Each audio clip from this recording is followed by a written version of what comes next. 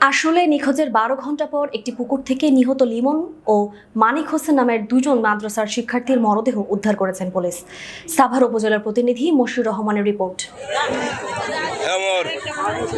সকালে আশুলিয়ার বাইপাইল এলাকার একটি পুকুর থেকে এই মরদেহ দুটি উদ্ধার করা হয়। এর আগে বৃহস্পতিবার রাত থেকে নিখোঁজ হয় এই শিশু দুটি।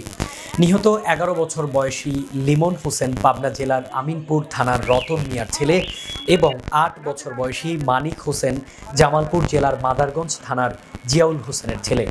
তারা বাইপাইল এলাকায় পরিবারের সাথে ভাড়া বাসায় থেকে স্থানীয় একটি মাদ্রাসায় পড়াশোনা করত। পুলিশ সূত্রে জানা যায়, স্থানীয়দের সংবাদের ভিত্তিতে মরদেহ দুটি উদ্ধার করা হয়েছে।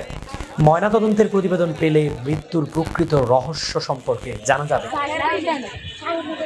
গতকাল অর্থাৎ ১৩ তারিখ বিকেল ৫ ঘটিকার সময় লিমন মোল্লা এবং মানিক মিয়া, একজনের বয়স ১১ বছর, একজনের বয়স ৮ বছর, দুজনেই খেলাধুলার উদ্দেশ্যে বাসা থেকে বেরিয়ে যায়।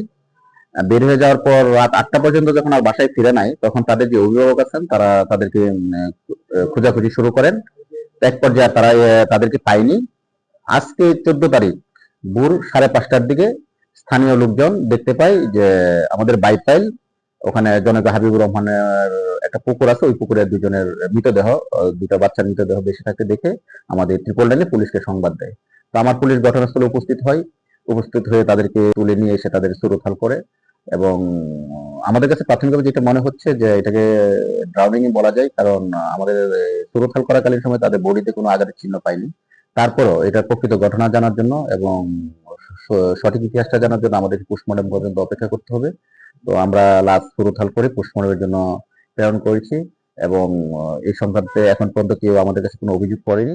আমরা